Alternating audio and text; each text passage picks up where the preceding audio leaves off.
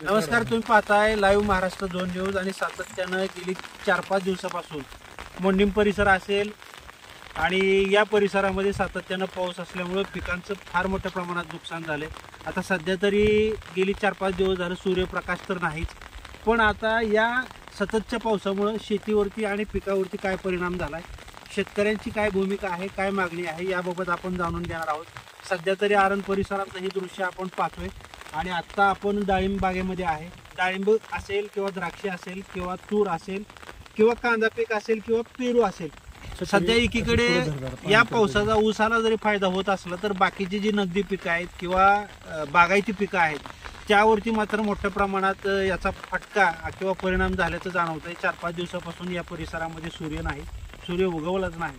आता बऱ्याच अंशी बऱ्याच शेतामध्ये आता पाणी साचल्याचं पाहायला मिळते। आता आपल्यासोबत काही शेतकरी असणार आहेत, त्यांच्याशी आपण संवाद साधणार आहोत। शेतकऱ्यांची काय आता परिस्थिती झाली, वेगवेगळ्या पिकांबद्दल त्यांची आपण माहिती जाणून घेणार आहोत। नमस्कार, काय आपलं नाव? हनुमंत भानुदास राऊत. काय आता किती एकर शेती आहे तुमची? डाळिंब किती एकर आहे?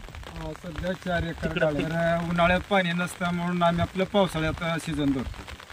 पण यंदा परिस्थिती अशी झाली की डाळिंब धरल्यापासून पाऊस चालू झाल्यामुळे ते मालच सेट झाला नाही, त्यामुळे ते पीक आमचं खाली गेलं। आम्ही भरपूर खर्च वगैरे केला, पण सध्या ती काय आमच्या हाती लागलेलं नाही। तर आमची आर्थिक परिस्थिती थोडी नाजूक झाल्यामुळे सरकारनं आम्हाला मदत करावी एवढं आमची आता किती एकराचा प्लॉट आहे डाळिंबाचा? हा 4 एकराचा प्लॉट आहे. बर, किती खर्च झाला अंदाजे? अंदाजे 50 ते 60 हजार रुपये झाले. बरं, आता एकरी 50 ते 60 हजार म्हणजे साधारणपणे 4 एकराला 2 लाख रुपये गेले म्हणायचे. बरं, आता या पावसामुळे नेमकं काय परिणाम झालाय? पावसामुळे माल त्याचा सेट झाला नाही, कळीच निघली नाही, जे निघले ते गळून गेले आणि थोडं कुठं कुठं आलं ते काळं पडलं बुरशीमुळं। आणि पाऊस आणि सूर्यप्रकाश नसल्यामुळे ते फवारण्याचा इफेक्टच त्याच्यावर झाला नाही।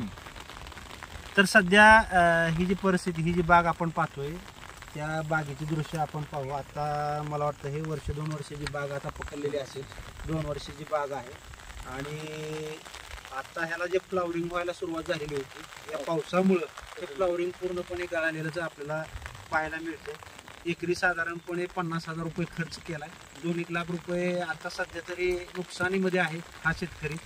आणि सध्या आपण डाळिंबाची परिस्थिती पाहतोय, 4-5 दिवस झालं पावसाचा परिणाम जो आहे तो बागायती पिकांबरोबर नगदी पिकांवर देखील झालेला आपल्याला पाहायला मिळतं। आता सुद्धा पाऊस सुरू आहे आणि शेतकऱ्याच्या थेट बांधावरनं आपण तिथल्या या पिकांची परिस्थिती जाणून घेतोय। खरं तर एकीकडे राज्यात पावसानं अनेक ठिकाणी मुसळधार असं हजेरी लावलेली आहे, अनेक ठिकाणी पूर आल्याचं पाहायला मिळते। त्यामध्ये अनेक शेकडो हेक्टर किंवा हजारो एकर मराठवाड्यातली शेतीसुद्धा वाहून गेली। इथं शेती वाहून गेली नसली तर मात्र जे सेटिंग व्हायला पाहिजे होतं डाळिंबाचं ते फ्लावरिंग स्टेजमध्ये असताना या पावसामुळे ते गळून गेले। आणि सगळ्यात दुसरा महत्त्वाचा मुद्दा, ज्यांच्या बागा आता सेट झालेल्या आहेत, फळ लागलेलं आहे, त्या फळावरची सुद्धा या पावसाचा मोठ्या प्रमाणात परिणाम होतोय। कारण तेल्या किंवा इतर जे रोग आहेत ते अशा वातावरणामध्ये डाळिंबावरती मोठ्या प्रमाणात येत असतात आणि आता ज्याचं डाळिंब सेट झालं त्याच्यावरती सुद्धा या पावसामुळे त्या डाळिंबावरती काळे डाग पडल्याचं अनेक ठिकाणी आपल्याला अनेक शेतकऱ्यांनी बोलून दाखवले। आता ही डाळिंबाची आपण परिस्थिती पाहिली, पेरू पिकाची काय परिस्थिती आहे, तूर पिकाची काय परिस्थिती आहे आणि उडीद पिकाची सुद्धा काय परिस्थिती आहे ते आपण पाहणार आहोत।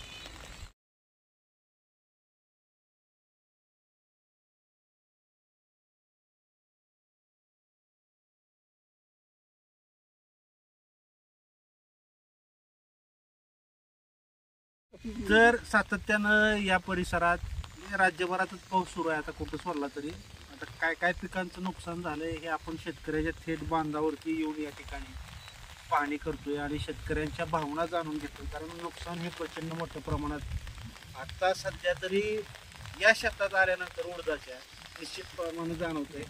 काय बाबा, काय सांगाल, किती एकर उडीद लावलं होतं? 8 एकर. बरं, किती खर्च आला होता? खर्च 2 लाख रुपये समोर आला। बरं, आता काय झालं मग ह्या पावसामुळे नेमकं उडदावर काय परिणाम झाला? पहिल्यांदा पाऊस पडला नाही, त्यामुळे फुलकळी परत म्हणजे नुकसान झालं पावसाने। बरं, लागलेली जी थोडी कमी जास्त शेंग होती ती पावसामुळे कुजून गेली. बर बर ही दृश्य जी आहेत आता नेमकी उडदाची परिस्थिती काय झाली आपण ही बघू शकतो की जी आता ह्यावरती जी शेंग आलेली आहे ही सगळी पूर्णपणे आणि ती उडदाच्या ह्याला सुद्धा पाल्याला सुद्धा ही या ठिकाणी कशा पद्धतीने जळून गेलंय बुरशी किंवा इतर या ठिकाणी आता ही बुरशी कशा पद्धतीनं रोग लागलेला आहे हे आपल्याला निश्चितपणानं दिसेल आणि शेंग जी आहे ती पूर्णतः काळी पडलेली आहे. त्यामुळे आत्ताचा हा जो 8 एकराचा प्लॉट आहे पावसामुळं जी बुरशी लागून 8 एकराचा जो प्लॉट आहे मी सगळीकडे जर पाहिलं आपण तर जवळपास यातला उडीद संपलेलाच आहे आणि यावरती जी पेरणीसाठी किंवा औषध फवारणी असेल याचा साधारणपणे 8 एकरासाठी 2-1 लाख रुपयाचा खर्च आलेला होता आणि काय यापेक्षा वेगळी परिस्थिती काय असू शकते. आता हे पावसामुळे आता पाऊस तर गरजेचा आहे पण त्यानं गरज किंवा मर्यादा ओलांडली की काय शेतकऱ्यांची हाल अवस्था होती शेती पिकांची काय परिस्थिती होती ती आपण पाहतोय.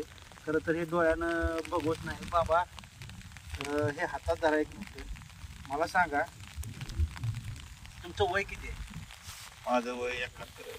बर मग यापूर्वी आपण दुष्काळाची चटके आपण घेतलेले आहेत आता पावसाळ्याचे चटके घेताय असा प्रसंग किती वेळा ओढवला की बाबा शेतीमुळं असं अनेक वेळा नुकसान झाले किंवा असा त्यातल्या त्यात जास्तीत जास्त नुकसान झाले तर केव्हा जाणवतोय तुम्हाला? जास्तीत जास्त चालू वर्षाला नुकसान झालेलं वाटतं. बर बर मग आता हे सगळं परिस्थिती उडदाचा प्लॉट शेती आपण बघितलेली आहे मगाशी डाळिंबाची पण आपण माझा 8 एकराचा प्लॉट पूर्ण जायला करतोय आणि पावसाची सतत धार चालू आहे त्या पावसामुळे पूर्ण कुजण्याची शक्यता आहे. म्हणजे कुजलाच म्हणलं तरी चालेल. तर आता याच्यापासून आम्हाला काय तर सरकारनं एक मदत करावी नुकसान भरपाई द्यावी एवढी अपेक्षा. 2 लाखाचा खर्च करून हाती काय आले तर वाळलेला पाला आणि वाळलेल्या शेंगा आता हा प्लॉट सकाळ गेल्यातच जमा आहे. सरकारनं याकडे लक्ष देणं गरजेचं आहे. सरकार लक्ष देत आहे की नाही हे येणाऱ्या काळात आपल्याला पाहावं लागेल.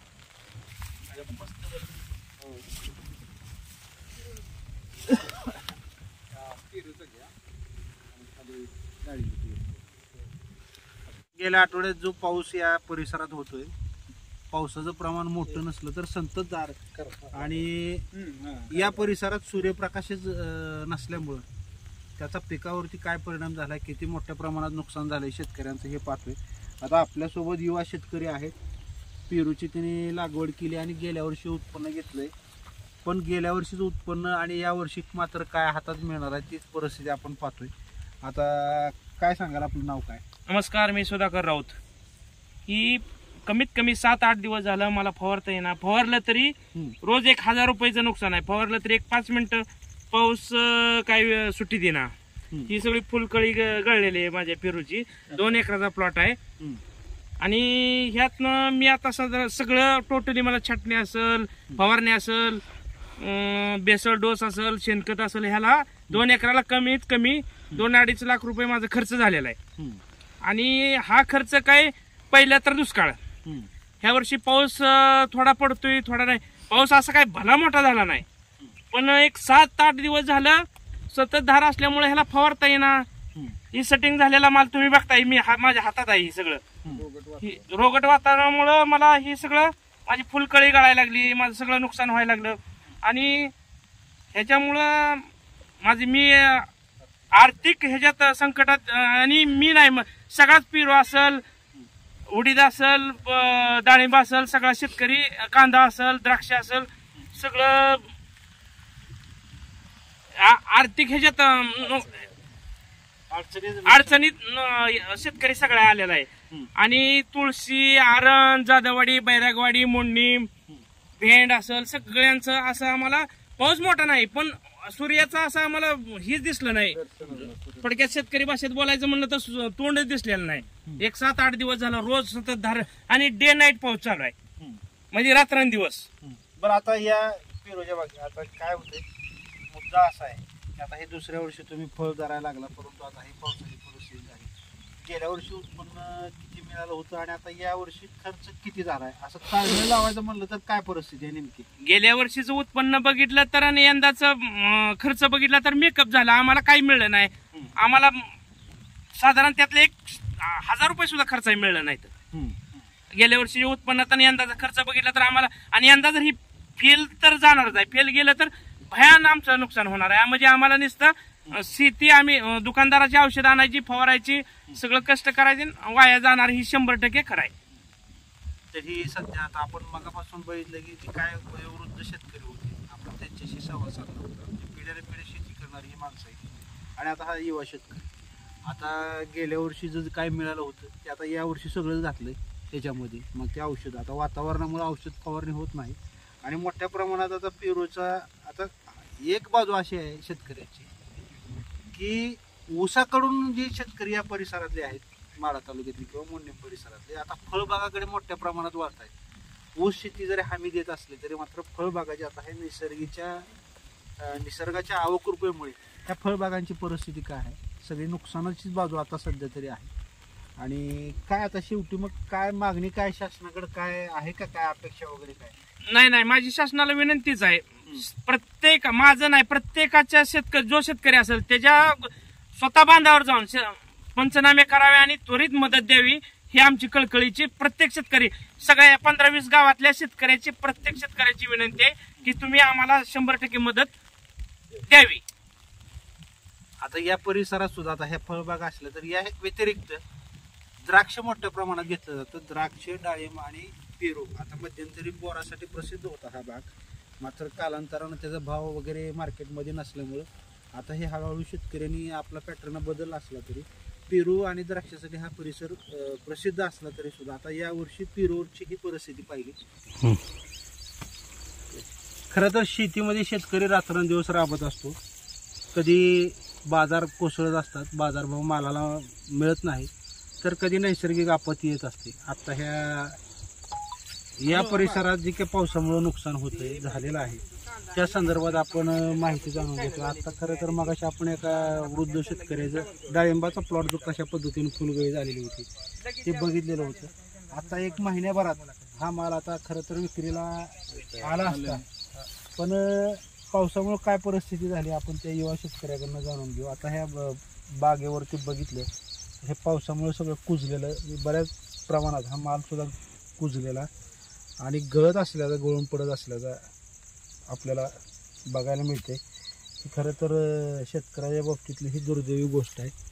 निसर्गानं नेहमी साथ द्यावी अशी अपेक्षा असते, मात्र तशी मिळत नाही. आणि बाजारभावात सुद्धा अपेक्षा, जी मालाला भाव मिळायला पाहिजे तशी मिळत नाही. काय सांगतील, किती एकराचा प्लॉट आहे? आमचा 1.5 एकराचा प्लॉट आहे आणि 600 झाड आहेत. माल सेट झालता मध्ये, पण आता काय झालंय, कंटिन्यू पाऊस असल्यामुळे फवारणी करता येत नाही, आणि कंटिन्यू पाऊस असल्यामुळं कुजवा आणि तेल्या वाढलेला आहे. आता 1 महिन्याभरात बाग उतरून जायची ह्यात होती, पण पावसामुळं नुकसान झालेलं आहे.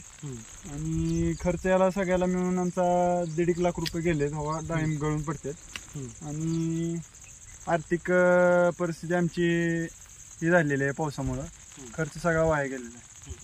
तर सध्या ही परिस्थिती पाहतोय आपण, डाळिंब असेल, मका असेल, द्राक्ष असेल, त्या द्राक्षावरती सुद्धा रोगाचा प्रादुर्भाव जो आहे तो मोठ्या प्रमाणात या परिसरात आहे. मग आता ते फुलगळती असेल, पीक गळती असेल, किंवा जी नगदी पिकं आहेत ती कुजून जाण्याचा प्रकार असेल, जो आहे तो या परिसरात मोठ्या प्रमाणात आहे. खरं तर फार मोठ्या अपेक्षानं रात्रंदिवस शेतकरी राबत असतात. विजेची समस्या आहे, मालाच्या भावाच्या बाबतीत प्रचंड मोठ्या प्रमाणात आहे. आणि या फळबागाबरोबरच टमॅटोची सुद्धा, जे टमॅटो उत्पादक आहेत ना, त्यांची सुद्धा परिस्थिती अतिशय बिकट यामुळे झाली. कारण टमॅटोवरती सुद्धा आता या डाळिंबावरती ज्या पद्धतीनं काळे डाग पडलेले आहेत, त्याच पद्धतीने टमॅटो आता ज्याचा उतरायला आलाय, त्याच टमॅटोवरती सुद्धा काळे डाग आणि टमॅटो लागलीच या पावसामुळं नासून जाण्याच्या ह्याच्यामध्ये असतो. आणि टमॅटो उत्पादकधारकाचं सुद्धा प्रचंड मोठ्या प्रमाणात नुकसान होतं. सध्या तरी आता ही परिस्थिती आपण मोडणीम असेल, आरण असेल, बैरागवाडी, जाधववाडी, तुळशी, वरवड, आकुंभ ह्या भागातल्या शेतकऱ्यांची आता एकच अशी परिस्थिती आहे, हा पाऊस थांबतोय कधी आणि हे नुकसानापासून कसं वाचता येईल आणि कशा पद्धतीनं उत्पादन घेता येईल या चिंतेत आता सध्या तरी शेतकरी. शेवटी काय तर आता शासनानं याबाबत निर्णय घेणं गरजेचं आहे. काही शेतकऱ्यांनी, अनेक शेतकऱ्यांनी आता या ठिकाणी मागणी केली आहे की पंचनामा करावेत बांधावरती येऊन शेतकऱ्यांच्या, ज्यांचं नुकसान झालंय त्यांना काही ना काही आर्थिक मदत शासनानं द्यावी अशी आता मागणी शेतकरी वर्गातून होते. सातत्यानं या आठवड्यात झालेल्या पावसामुळं पिकांची काय परिस्थिती आहे, नुकसान किती प्रमाणात झालं याचा आपण आढावा सध्या घेतोय. आणि आपण आता मोडणीम परिसरातील आरण, तुळशी, वरवड असेल किंवा इतर गावं असतील त्या भागातील डाळिंब असेल, उडीद असेल, टमॅटो असेल या आणि पेरू, द्राक्ष असेल या सर्व बागांच्या बाबतीत काय या पावसाचा परिणाम झाला ते आपण जाणून घेतो. आता सुद्धा आपल्यासोबत एक युवा शेतकरी असणार आहे.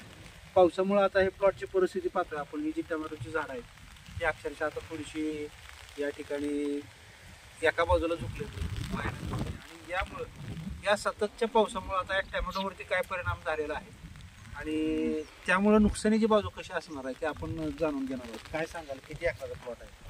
प्लॉट हा 1 एकराचा आहे. बरं, साधारणपणे किती खर्च आला?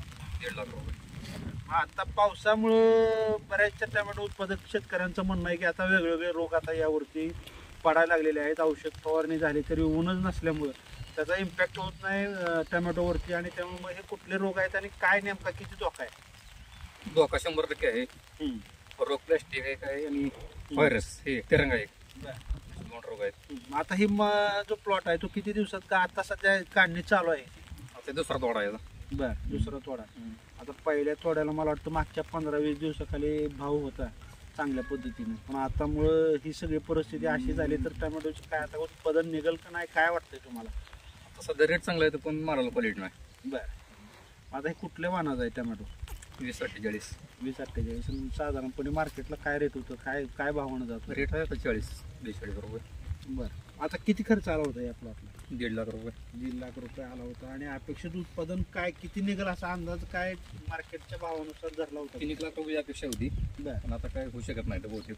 बरं, तर साधारणपणे 1.5 लाख रुपये खर्च झाला आहे आणि 3 लाख रुपयाची अपेक्षा होती. मात्र मध्येच आता हा पावसाचा सगळा धुडगुसपणा आपण पाहतोय. सातत्यानं आठवडाभर झालं पाऊस आहे आणि त्यामुळं आता या टोमॅटोच्या प्लॉटमधली अनेक झाडं आता याच्यावरती पानं जी आहेत त्यावरती कशा पद्धतीनं रोग पडलाय. त्याचबरोबर आता ते टोमॅटो एक तोडा गेलाय, दुसरा तोडा काढणीला आला होता.